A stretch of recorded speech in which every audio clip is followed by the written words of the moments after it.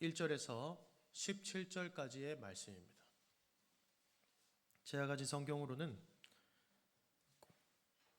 구약성경 86페이지입니다.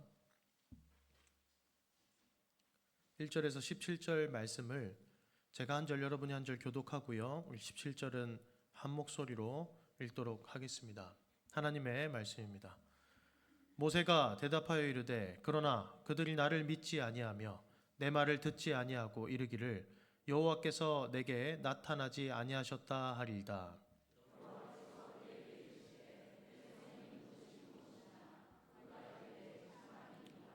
여호와께서 이르시되 그것을 땅에 던지라 하시매 곧 땅에 던지니 그것이 뱀이 된지라. 모세가 뱀 앞에서 피하매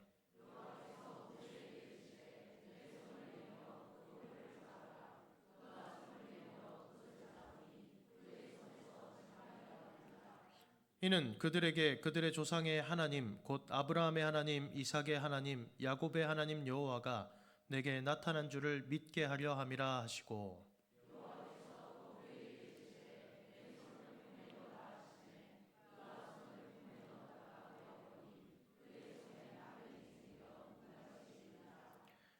이르시되 내 손을 다시 품에 넣으라 하시매 그가 다시 손을 품에 넣었다가 내어보니 그의 손이 본래의 살로 되돌아왔더라.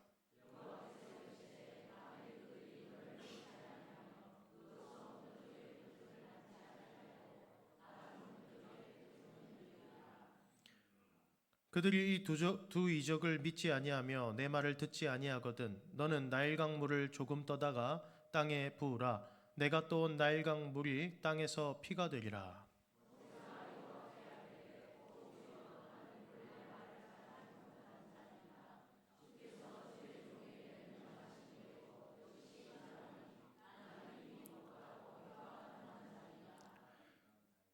여호와께서 그에게 이르시되 누가 사람의 입을 지었느냐 누가 말 못하는 자나 못 듣는 자나 눈 밝은 자나 맹인이 되게 하였느냐 나 여호와가 아니냐.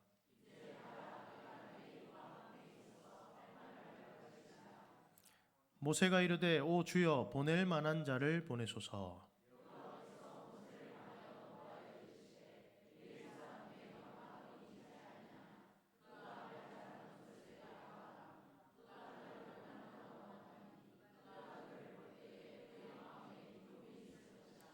너는 그에게 말하고 그의 입에 할 말을 주라. 내가 내 입과 그의 입에 함께 있어서 너희들이 행할 일을 가르치리라.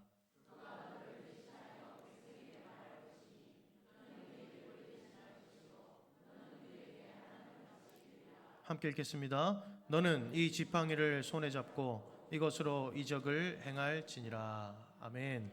오늘은 견인되어 쓰임받는 삶이라는 제목의 말씀으로 함께 하나님의 말씀을 듣기를 원합니다. 우리 좌우 앞뒤 분들에게 이렇게 인사했으면 좋겠습니다. 사랑합니다. 여기까지만 인사할게요. 사랑합니다. 네.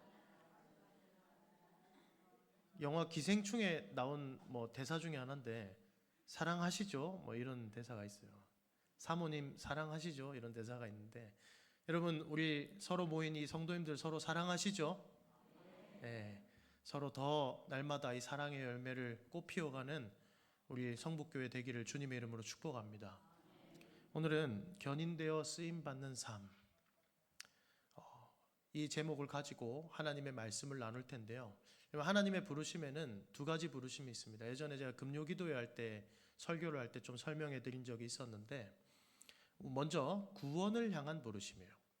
하나님 우리에게 찾아오셔서 우리를 만나주시고 우리를 구원의 길로 부르시는 겁니다. 성도로의 부르심이죠.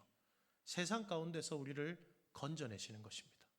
그리고 두 번째는 무엇이냐면 세상 가운데서 이제 건져내진 자들이 이제 거룩한 하나님의 백성으로서의 책임을 우리 삶 속에서 다 하면서 살아가는 부르심이 있습니다. 하나님이 교회 가운데서도 직분을 주셔서 그 직분을 감당케 하기도 하고요. 그리고 세상 가운데서도 성도로서의 직분을 가지고 이제는 세상 사람들과는 다르게 살아가야 하죠. 이 구원에 대한 부르심은 내가 아예 할 게 없어서 어떤 의미로는 정말 전적인 하나님의 열심만으로 내가 믿음의 고백에 이르기만 하면 되기 때문에 그 은혜를 힘입어 이 고백까지만 오면 되기 때문에 그리 우리가 막 힘을 들이면서 하진 않습니다. 그래서 좀 불편함을 덜 느끼죠. 그런데 그 다음 이제 성도로서 내가 이 세상을 다르게 살아가야 하는 것. 가정에서 또는 학교에서, 직장에서, 모든 이웃들 사이에서 내가 예수 믿는 사람으로서 살아가야 되는 이 책임, 그리고 그 부르심은 훨씬 무겁게 느껴집니다.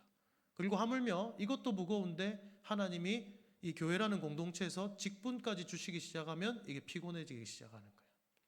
그런 마음이 들 때가 있죠. 제 어린 마음에, 요즘은 아닙니다. 예전에 그런 생각을 해본 적이 있어요. 어떤 생각이냐면 죽기 전에 예수님을 딱 믿고 죽으면 제일 편할 것 같은데, 뭐 이런 생각을 해본 적이 있어요. 좀 우스갯소리긴 한데, 여러분 과연 좋을까요?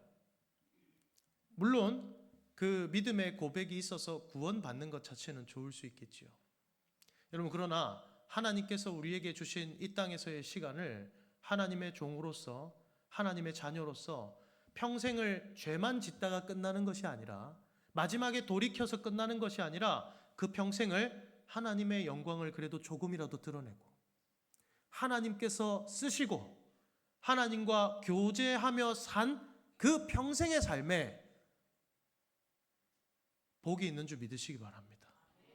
그 삶이 영광스러운 삶이에요. 그러니까 지금 부르심을 받아서 저와 여러분이 하나님께 쓰임받고, 좀 그 부르심의 무게가 무겁지만 그 무거운 무게를 치열하게 영적인 싸움을 통해서 감당하고 있는 여러분의 삶이 불편하나 훨씬 지혜로운 삶이며 영광스러운 삶이란 말입니다. 제일 편한 건 나중에 죽기 전에 나 예수 믿어요, 아멘 이러고 죽는, 제일 편해 보이죠. 여러분, 그 삶에 무슨 영광이 있겠어요? 무슨 영광이 있겠어요? 하나님이 우리를 일찍이 구원하셔서 먼저 되게 하시고, 그 먼저 된 자로서 살아가면서 우리를 자랑하게 나의 먼저됨을 자랑하게 하시는 것이 아니라 하나님의 은혜를 평생 동안 자랑케 하시는 것. 하나님이 나의 평생에 함께 하시는 걸 확인했잖아요. 이거보다 복된 삶이 어디 있습니까? 여러분, 우리가 예수를 믿고 받은 복 중에 가장 귀하고 큰 복이 무엇입니까? 임마누엘입니다. 하나님이 우리와 함께 하시는 것이죠. 그걸 평생 확인하셨기 때문에 다른 거 다 없어도, 다른 거 다 안 받으셨어도 여러분 이미 세상 그 어떤 사람의 인생과 삶보다 영광스러우며 복된 삶을 살고 계신 거예요. 그런데 그것뿐만이 아니에요. 하나님이 나와 함께 하시는 것만 보여주는 게 아니라 함께 하시면서 나를 쓰시겠다잖아요. 나를 부르셔서 쓰시겠다잖아요. 그 부르심에 너무나도 순종을 잘하시는 우리 성도님들이 저는 대단해 보일 때가 많습니다. 저는 마음이 바로왕과 같이 강팍하여서, 완악하여서 하나님 부르시면 아멘 하고 그냥 가면 되는데 그러지 못할 때가 참 많아요. 참 많아요. 하나님, 이 길 가기 싫습니다. 때를 쓰고 어린아이처럼 그렇게 할 때가 참 많은데, 우리 성도님들은 그래도 정말 교회 섬기기를 기뻐하시고 즐거워하시고 감사로 섬기는 모습을 볼 때면 목회자로서 제가 부끄러울 때가 참 많습니다. 그리고 감사함을 느낄 때가 정말 많아요. 우리 교회가 정말 복된 교회인 줄 믿으시기 바랍니다. 이런 성도들이 많잖아요. 그리고 앞으로 이런 성도님들이 더 많아지는 교회 되기를 축복합니다. 그러니 여러분, 우리의 삶은 하나님께 붙들려서 그 부르심대로 가는 것. 나는 불편하고 내 자아는 불편함을 느끼지만 그 부르심에 합당하게 살아가게 되는 그 삶이 정말 복된 삶인 것입니다. 그런데 그 부르심이라는 것이 여러분 우리에게 선택권을 탁 주잖아요. 안 해요, 여러분. 하나님의 그 거룩하고 선한 부르심에 여러분 우리의 본성은 반하게 되어 있습니다. 우리는 다 양 같아서 각기 제 갈 길로 가고 싶어 하거든요. 고집을 부리면서 내가 좋아하는, 내가 원하는 길로 그냥 가고 싶어 하거든요. 그러니 하나님의 부르심에는, 우리를 부르시는 그 부르심에는 전제 조건이 붙어 있어요. 그게 무엇이냐면 먼저는 불가하다. 항력적입니다. 우리가 막을 수가 없어요. 여러분, 하나님께서 우리를 택하시기로 작정하고 우리에게 오시고 우리를 부르시는데, 나는 오늘 저 쟤를 한번 불러봐야 되겠다라고 했는데, 너 올래? 이랬는데, 나 안 갈 건데요. 오늘도 실패네. 이러고 돌이키면 하나님이 전지전능한 하나님이 아니시죠. 하나님은 작정을 하시고 계획을 하시고 그걸 실현하시면 다 이루시는 하나님이십니다. 하나님에게는 실패가 없어요. 여러분, 우리는 그 창세기를 보면서 알 수 있습니다. 창세기 1장에 보면 빛이 있으라 말씀하시면 그 말씀이 곧바로 이루어져요. 여러분, 세상 어떤 사람도 말을 하자마자 그 말과 행동이 동시에 가는 사람은 없습니다. 우리는 말과 행동이 멀리 있습니다. 그러나 하나님의 말씀은 살아있고 활력이 있고 능력이 있습니다. 하나님은 말씀하시면 그 말씀이 일합니다. 그 말씀이 살아서 역사에서 결과를 만들어내는 거예요. 하나님이 우리를 부르시기로 작정하시고 쓰시기로 작정하신 것이기 때문에 그 계획과 뜻은 불가항력적이게 우리에게 침투해 들어와서 우리 안에서 이루어진다는 것을 믿으시기 바랍니다. 그러니까 여러분, 내가 좀 불편하고 부담스럽지만 이 하나님의 계획 안에서, 하나님의 선하신 뜻 안에서 이 부르심을 따라 살아가게 된 것은 오직 하나님의 은혜인 거예요. 하나님의 은혜인 거예요. 하나님이 불가항력적으로 나의 강팍한 마음의 문을 예수 그리스도의 십자가의 보혈로 찢어 발겨버리시고, 그리고 우리에게 침투해 들어오셨습니다. 그리고 우리를 향해서 구원에 대한 부르심을 주셨습니다. 그 구원에 대한 부르심이 너무나도 거대한 은혜와 사랑이 담겨 있는 부르심이기 때문에 그 거대한 은혜와 사랑에 우리는 반응할 수밖에 없는 존재들이 된 거예요. 그러니 하나님이 다른 소명들을 주시기 시작할 때 아멘 하고 따라가는 것입니다. 주님 말씀하시면 내가 나아가겠습니다. 하다가 실패도 하지요. 그래서 하나님의 부르심에 또 전제가 되는 게 있습니다. 무엇이냐면 성도의 견인입니다. 뭐라고요? 성도의 견인입니다. 하나님이 부르시고 그리고 뭔가를 우리에게 딱 시키시잖아요. 맡기시잖아요. 우리가 실패할 걸 우리보다 더 잘 아세요. 우리는 처음에 결심하면 우리는 충분히 할 수 있다고 생각합니다. 그러나 우리의 삶을 돌아보면 어떻습니까? 끊임없이 물을 받아놨다가 쏟는 것처럼, 탑을 공들여서 쌓아놨다가 공든 탑이 쉽게 무너져 내리는 것처럼 우리 삶이 너무 쉽게 무너질 때가 많은 것을 보게 되죠. 열심히 주님께서 맡겨주신 것들을 감당해 놓고 단 한 번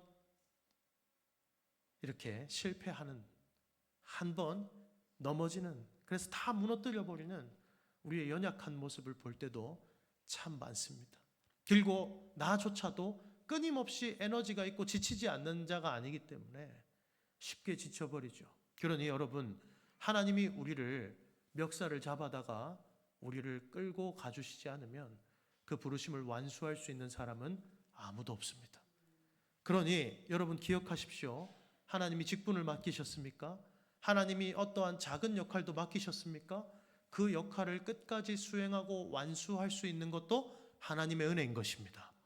중간에 넘어지는 자들이 얼마나 많습니까? 많은 역사를 보고도 이단이 되는 자들도 얼마나 많이 있습니까? 우리라고 그러지 않을 수 있는 사람이라고 누가 얘기할 수 있습니까?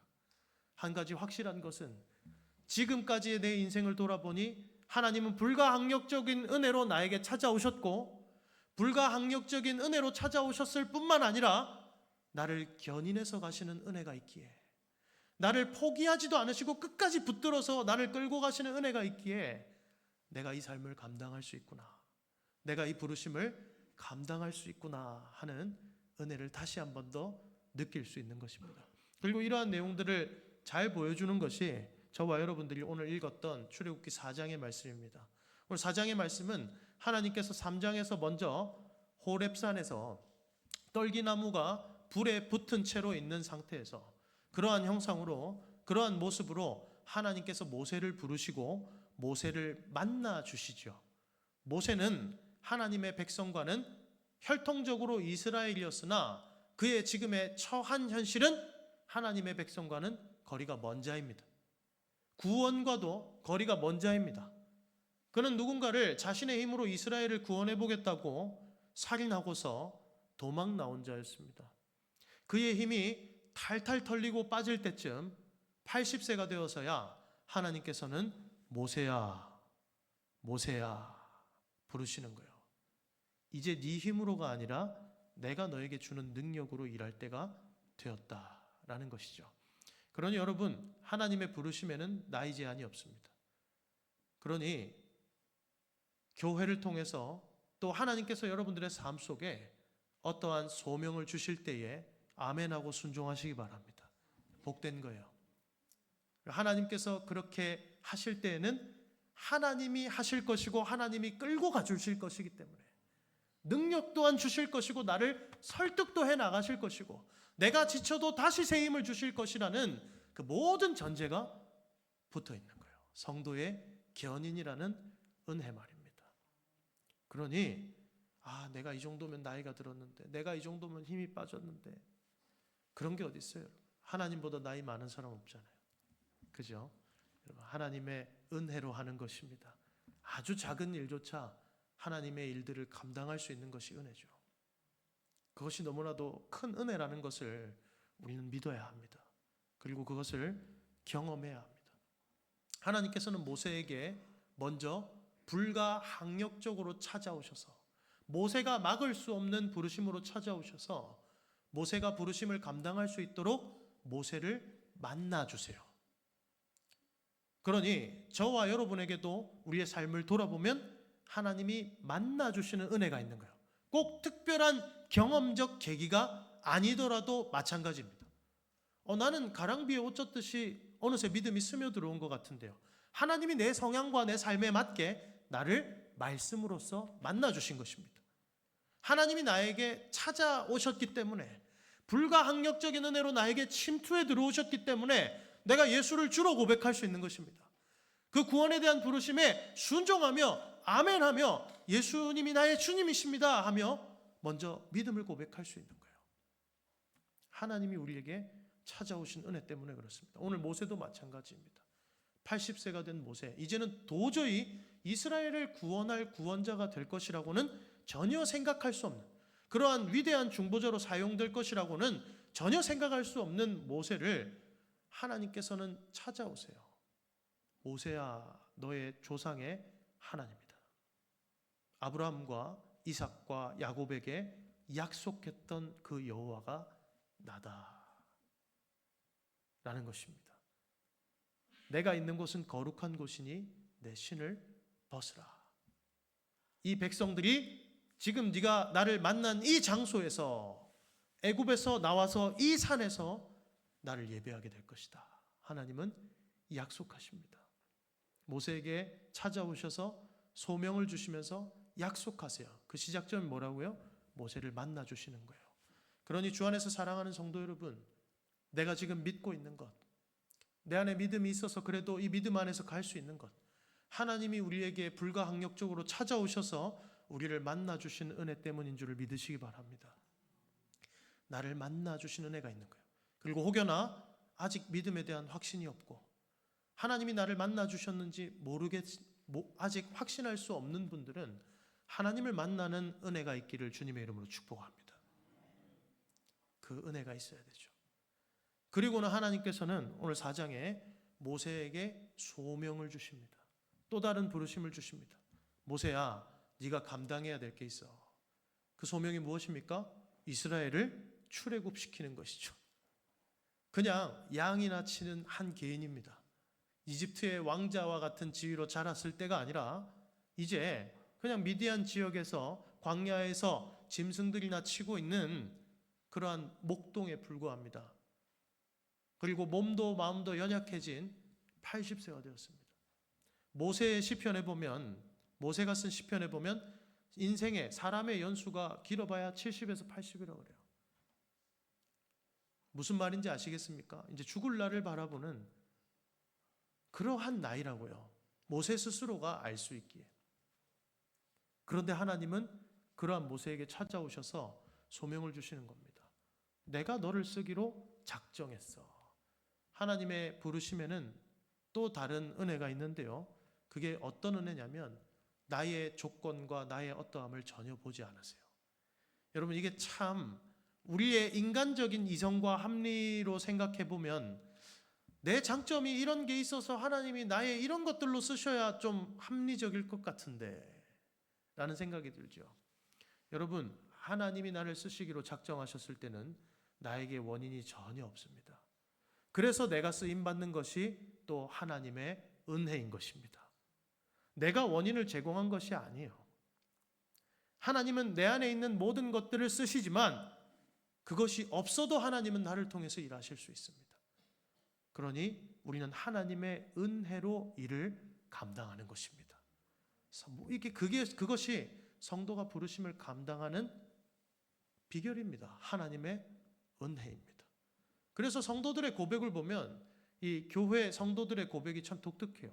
열심히 일해놓고 하나님이 다 하셨습니다 이렇게 고백하는 거예요. 자기들이 막 열심히 해놓고 하나님 은혜입니다 라고 고백하는 거예요. 여러분, 그 거짓말하는 거 아니시죠? 우리 안에 무엇이 있어요? 하나님이 나의 어떠함을 보신 것이 아니라 하나님의 은혜로 내가 이것을 감당하게 해주셨다는 것을 믿는 믿음이 있는 것입니다. 그러니 그렇게 고백할 수 있는 것이죠. 그러한 의미에서 모든 것이 하나님의 은혜임을 믿으시기 바랍니다. 모세를 그렇게 모세의 조건을 보시지 아니하시고 하나님 당신의 마음으로 당신의 뜻과 계획과 의지를 가지고 그저 모세를 은혜로 부르고 계시는 것입니다.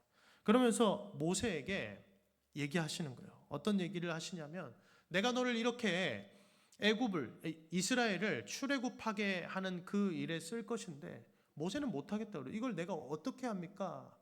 라고 얘기하니까 4장부터 하나님이 모세를 설득하시는 장면이 나와요.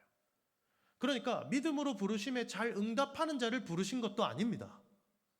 하나님 모세가 이렇게 잘 순종 안 할 줄 모르셨을까요? 아시죠? 그러나 하나님의 부르심에는 후회도 실패도 없습니다. 이것이 얼마나 큰 위로인 줄 아십니까? 하나님, 나 같은 사람을 왜 부르셨습니까? 이 김준영 같은 놈을 왜 목사로 세우고자 하십니까? 하나님의 부르심에는 후회도 실패도 없기에 하나님이 나를 부르신 것에 전혀 문제가 없어요. 나는 문제가 많은데 하나님의 부르심이 온전하십니다. 믿으십니까? 그러니 괜찮은 것입니다. 그러니 괜찮은 거예요. 하나님이 모세를 열심히 설득하시는데요. 3가지 표적을 먼저 보여주십니다. 야, 지팡이 던져봐. 지팡이를 던지니 뱀이 되죠. 그리고 꼬리를 잡으니 다시 지팡이가 됩니다. 이 표적을 보여주시면서 이 능력의 하나님이 너와 함께 할 것이다 라는 것을 보여주시는 거예요. 백성들이 믿지 않으면 이 표적을 보여주라. 하나님, 또 믿지 않으면 어떻게 할까요? 손을 주머니에 넣어봐. 빼봐. 그러니까 손에 나병이 걸려 있는 거예요. 다시 주머니에 넣어봐. 빼봐. 빼서 보니까 나병이 깨끗해져 있는 것입니다. 백성들이 너의 말을 믿지 않거든 이 표적을 보여줘. 그리고는 하나님이 너를 보내셨다라고 얘기해라. 그래도 믿지 않으면 어떡합니까? 나일 강물을 물을 피로 변하게 할 것이다. 그 표적을 보여줄 것이다. 그것 또한 모세가 애굽에 들어가서 이루어지게 되죠.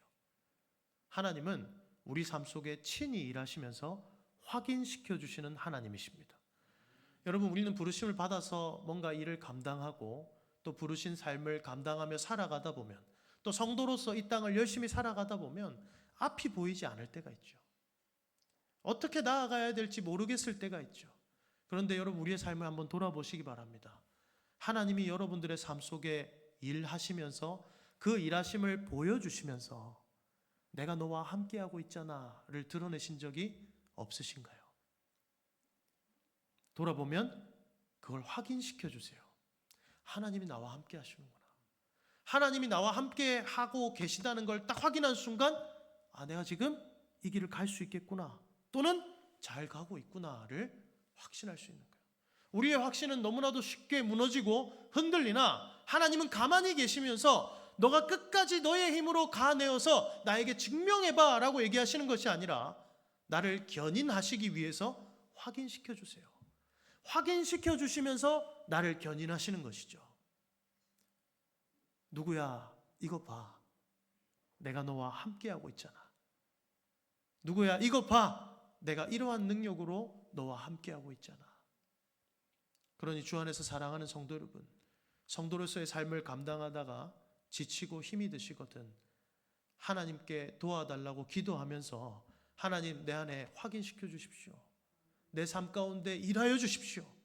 그래서 나로 하여금 그 부르심에 더 순종하며 쫓아서 믿음으로 쫓아서 갈 수 있도록 나를 붙들어 주십시오라고 하나님을 의지하시기 바랍니다. 그리고 그러한 성도들에게 하나님은 반드시 친히 확인시켜 주세요. 연약한 모세에게도 하나님이 이렇게 설득하시잖아요. 그리고 하나님이 모세에게 이렇게만 하는 게 아니에요. 이러한 표적들을 보고도 모세가 온전히 믿지 못해요. 이 말인즉슨 모세도 우리와 똑같은 성정을 지닌 사람이다라는 것입니다. 하나님 우리 삶 속에 참 많은 일들을 행하십니다. 그러나 저를 돌아보면 여전히 하나님을 믿지 못할 때가 참 많은 것 같아요. 모세처럼 베드로처럼 말입니다. 예수님이 맞거든 나도 물 위에 서게 해주십시오. 물 위에 서서 두려워합니다.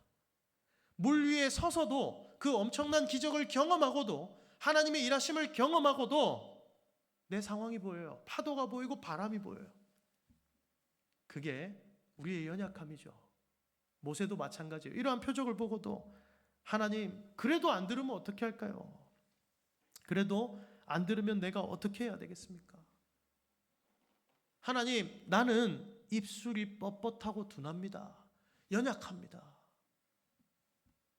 제가 하나님께 그런 고백을 참 많이 했었습니다. 20대 때.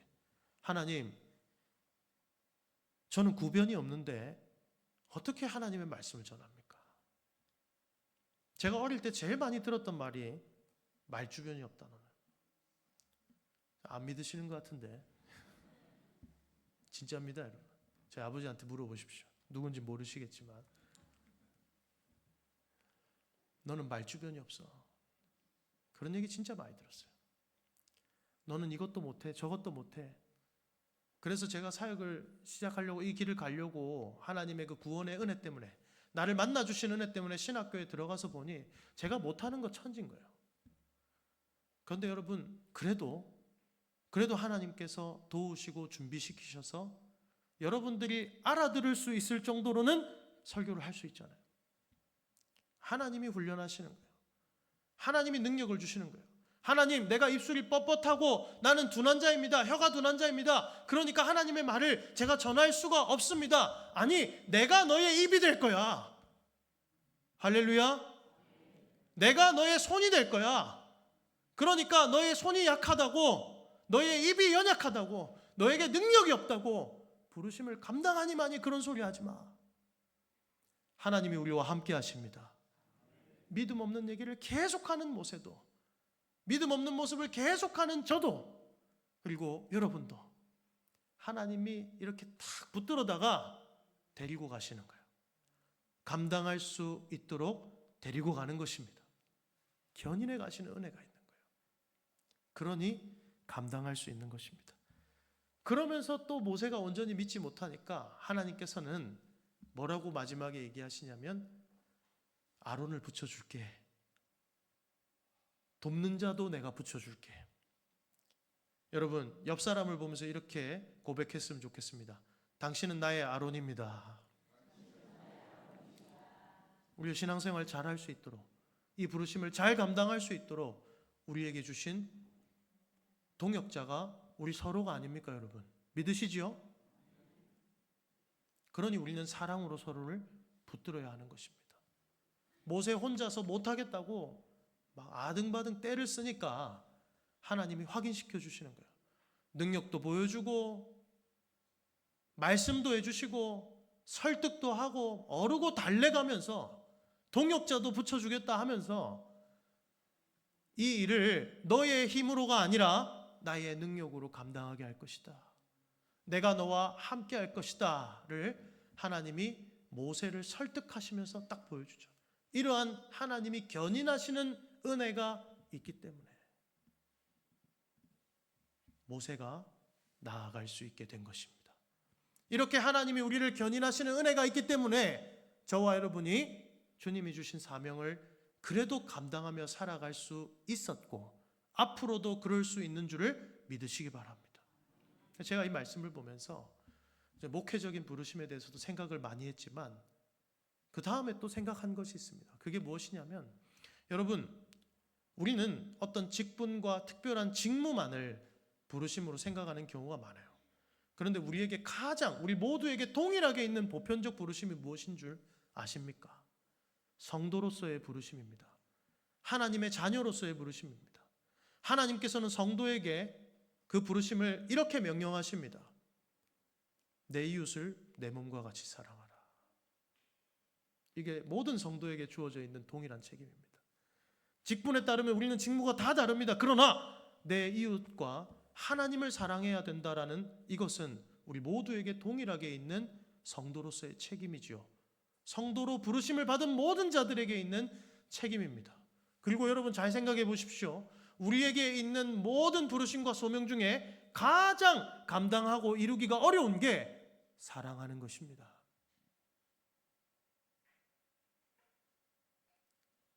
사랑하는 것입니다.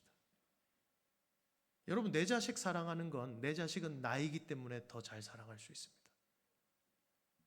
자식은 내가 물려져 가는 것이거든요. 인간에게 자식이라는 존재는 그렇지 않습니까?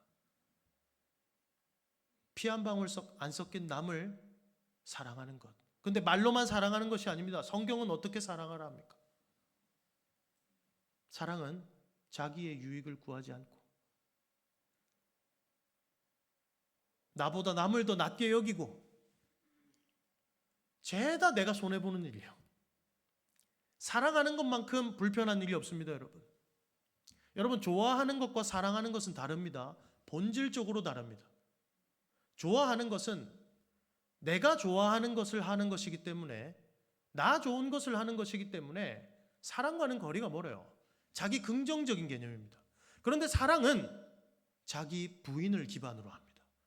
그래서 예수 그리스도께서 자기의 모든 의와 생명을 부인하시기까지 우리를 사랑하신 그 사랑은 여기 있나니 그 사랑이 진정한 사랑인 것입니다.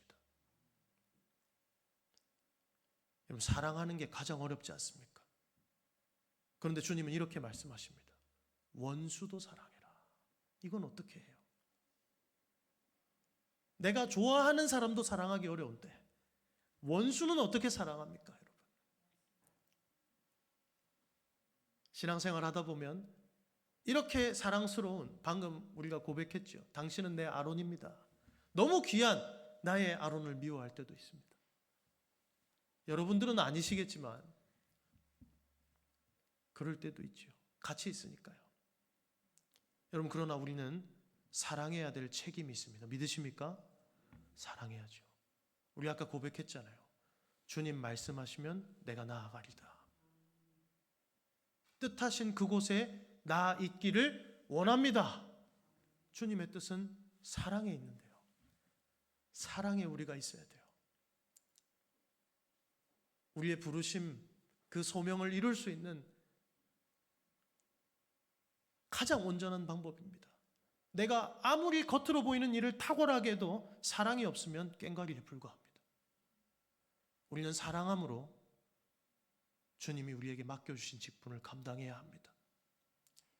성도를 사랑하고 하나님을 사랑해야 합니다. 하나님을 사랑하는 것이 성도를 사랑하는 것으로 나타나야 합니다.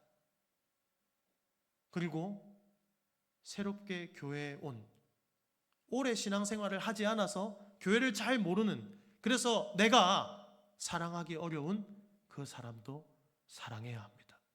그게 우리를 부르신 소명 중에 하나이기 때문입니다.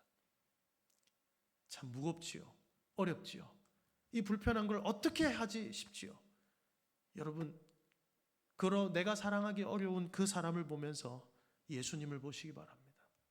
예수님이 나를 어떻게 사랑하셨는지 그걸 보시길 바라요.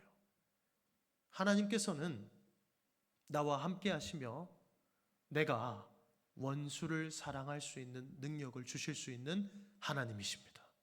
믿으십니까? 이 사랑 없는 내가 내 옆 사람을 내 몸과 같이 사랑할 수 있도록 또 역사하실 수 있는 분이 바로 하나님이십니다. 그 하나님이 우리와 함께 하시기 때문에 우리는 할 수 있습니다. 내 힘으로는 못하나 하나님이 계시고 오늘 모세에게 확인시켜 주시고 모세를 질질 끌고서라도 설득해서 가고자 하는 그 하나님이 저와 여러분에게 함께 하실 것이며 그리고 그 하나님이 우리를 견인해서 가실 것이기 때문에 우리는 그 지고한 사랑을 이루는 그 자리로 나아갈 수 있습니다. 그러니 주님을 바라보십시오. 나를 붙들고 열심히 가고 계시는 주님을 바라보십시오. 그 주님을 붙드십시오. 그리고 이웃을 보십시오. 그리고 내가 감당해야 될 모든 부르심을 바라보십시오. 그때 우리 안에 있는 모든 두려움이 물러가고 하나님께서 주시는 능력으로 이 부르심을 온전히 감당하며 쓰임받는 그러한 인생이 될 수 있기를 믿으시기를 바랍니다. 또 그러한 교회 되기를 주님의 이름으로 축복합니다. 찬송하겠습니다.